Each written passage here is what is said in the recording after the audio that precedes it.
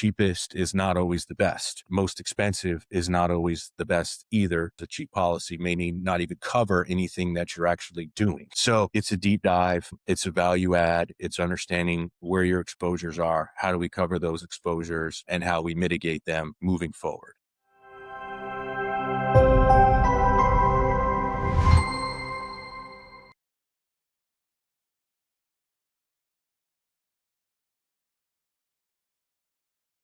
Mike, after being in the industry, what finally pushed you over the edge to start your own agency? It's a loaded question. A lot of reasons. Being in the industry as long as I have, you see a lot of the deficiencies that come from not only the carrier side, but the agency side as well, from your local mom and pop agency up to your middle market and large brokers. And we felt like the businesses and the industries and the niches that we were serving were completely underserviced. And we saw a void there that we could step in and make a positive impact on these businesses through insurance. And I think when you think of kind of your smaller agencies, if you will, you think of, all right, we're just quoting, we're not providing any value add services or anything like that. However, with the tools and resources that are available today to even the smaller agencies, you can provide that value, right? Whether it's risk management, claims advocacy, there's a lot of things that you can provide, which opens up the door to more opportunities for bigger business. So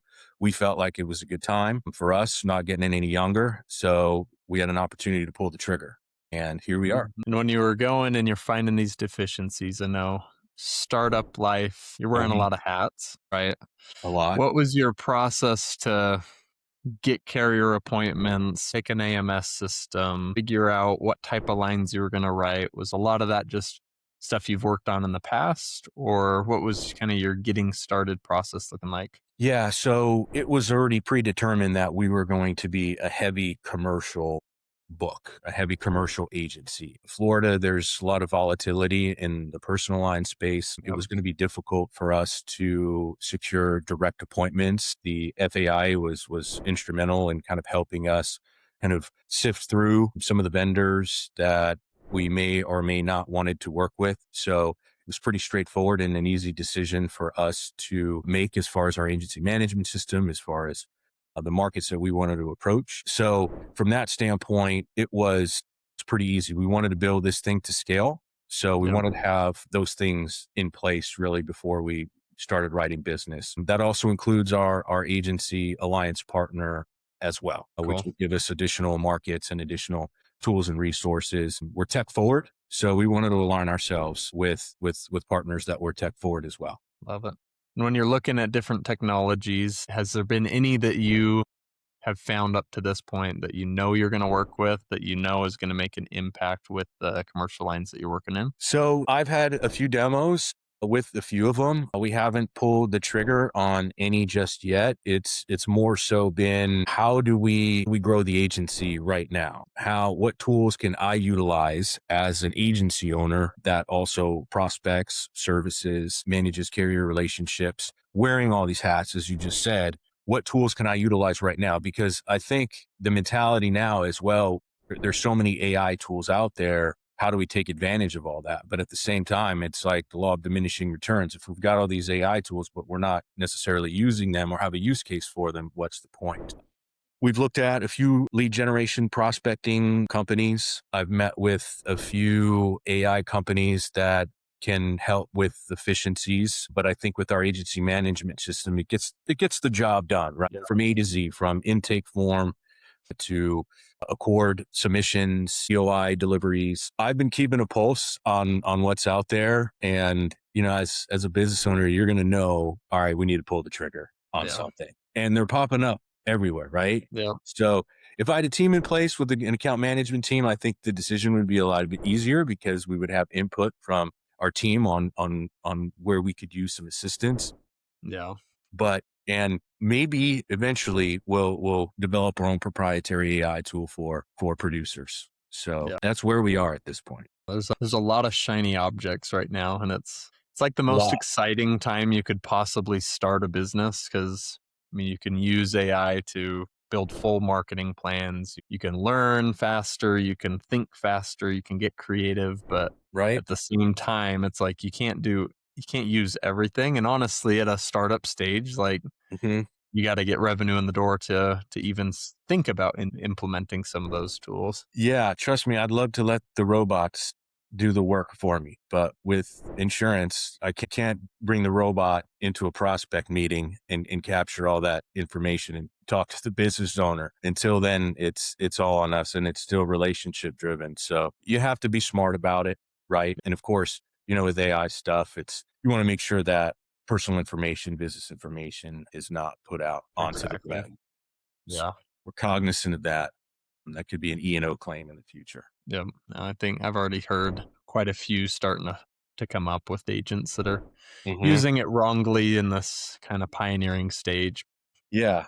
Yeah. It's exciting times though, for sure. As far as like, maybe if we rewind a little bit, you're starting to write new business. What does a relationship mean to you when you're working with a business that's going to come in and work with Peacock Insurance? That's an easy question. It comes down to service and the client need. And a lot of the times the client doesn't know what they need. They have a policy and they haven't had any claims. So they figured, well, my policy it covers what I need it to cover. Okay. Well, let's talk about your business a little bit. Let's talk about where you came from, where you are now, and where you're going. Where you came from, let's get all that information to make sure that your policy and your coverage aligns with where your operations are right now. And as you kind of get into those conversations, you identify needs for the customer. And from that point, you put on your consulting hat and not a sales producer hat and figure out, all right, here's a few problems that we identified. Here are coverage gaps that we identified. Here's what we're suggesting. There's advisors in our name for a reason, right? Yeah. Sure, we can quote, but what are we quoting, right? And it's funny because in one of my networking groups this morning, I talked a little bit about cheapest is not always the best, right? On the flip side of that, most expensive is not always the best either, because there could be a lot of coverages that don't even apply. Whereas a cheap policy may need not even cover anything that you're actually doing, any of the Yeah. exposures that you have. So for us, it's a deep dive. It's a value add. It's understanding where your exposures are. How do we cover those exposures and how we mitigate them moving forward? And if Yeah. you had claims, what are we doing at this point, or what you were doing as a business owner to make sure that they don't happen again? Yeah. I love that. If you were to look internally a little bit, I know there's a lot that we can do to help our customers, but have Hmm. you ever had, you can think about it for a second, but a moment where you felt like you had failed or a hard moment that you were pushing through, and how did you overcome that? I think it's inspiring for us to share those stories with each other and important in a podcast like this to know that we're not all perfect, especially in a startup phase. So is there a time that you can think of just like, I was proud that I pushed or I held myself to that standard in that moment? Yeah, I've had a few. Nothing immediately comes to mind. I may need more than a few minutes, but what I've learned is that if you walk away from an interaction or a deal that you felt you've done everything you could for the client, at that point, I think sometimes it's out of your hands, right? So, I mean, we've all been there before where we've gone through it in our mind. We've done all the necessary preparation going into the meeting. We've addressed all the client needs, and you're thinking, all right, we've done everything we could, but we didn't necessarily land it. So what did we do wrong? Well, sometimes you didn't do anything wrong. The client just made a decision that they felt was in their best interest. Or in insurance, sometimes they just took that information and gave it to somebody else, right? So that's happened to me, before as well. So I think, you need to put the client's, best interest as fiduciaries, we have to do that. So again, sometimes it doesn't work out. So I don't have anything necessarily specific. There's a few, and I just remember that through the process, it was making sure that we did everything right and we did the best that we could. It's just at that point, it was out of our hands to actually make the decision. So hopefully that answers the question and Yeah. hopefully adds some color to the process, right? Yeah. The sales process. Yeah. I mean, I've seen, as you were speaking, hundreds of those where you're like, crap, Yeah. I didn't do it. Like I What did thought we I do wrong? didn't. And it's interesting when you uphold yourself in a way that's like, I tried my best. I Mm-hmm. did everything I could for them.